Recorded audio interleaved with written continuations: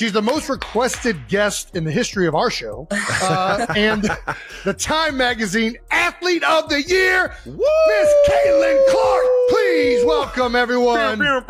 Yeah. Caitlin Clark gave an unforgettable interview on January 2nd, 2025, with Jason and Travis Kelce that had everyone talking. She didn't hold back at all, sharing her thoughts and experiences in a way that was honest, bold, and truly memorable. From the moment she started speaking, it was clear this wasn't going to be an ordinary conversation.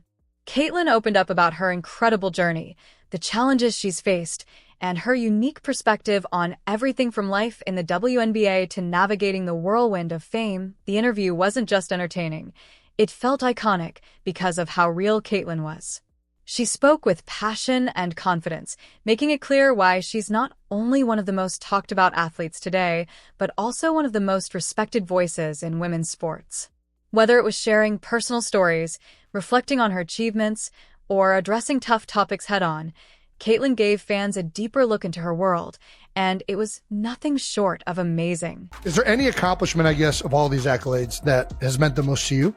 Oh gosh, that's a good question. Well, I'd give you the answer my mom would say is probably academic All-American. She was proud of me for being a good student in college. So that's an answer. She talked about everything, family, friends, and her future plans, but the moment that really stood out was when she opened up about her experience as a white player in the WNBA. As you guys know, that's just how the world works, and especially with social media, people see a lot of your life, but that's what makes it fun and why I've had so many cool opportunities too. So those critics who assumed Caitlin didn't notice the negativity about her, they were wrong. She made it clear she's heard every comment about people claiming she gets attention because of her skin color.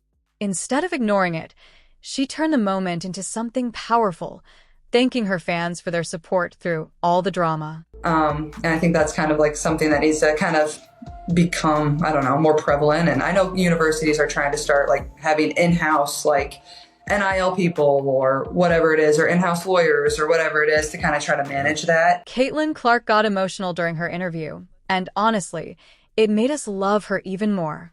She opened up about how NIL, name, image, and likeness has changed the game for college athletes, especially women. For the first time, women athletes can make money from their hard work, but Caitlin pointed out that many athletes aren't prepared for the financial side of things, especially taxes. Signing big deals sounds exciting, but many athletes don't realize they'll lose a lot of that money once taxes are taken out. Caitlin shared that she wasn't prepared for taxes when she was in college either. She also called out the lack of support from universities when it comes to NIL, saying schools don't offer enough financial advice or workshops to help athletes understand their earnings. While NIL has been great for women's sports, Caitlin said that there's still a lot of work to do. When it comes to transitioning from college to the WNBA, Caitlin described it as a whirlwind.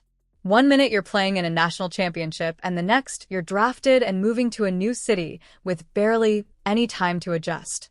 She emphasized how different it is from other sports like the NFL or NBA, where rookies have months to prepare.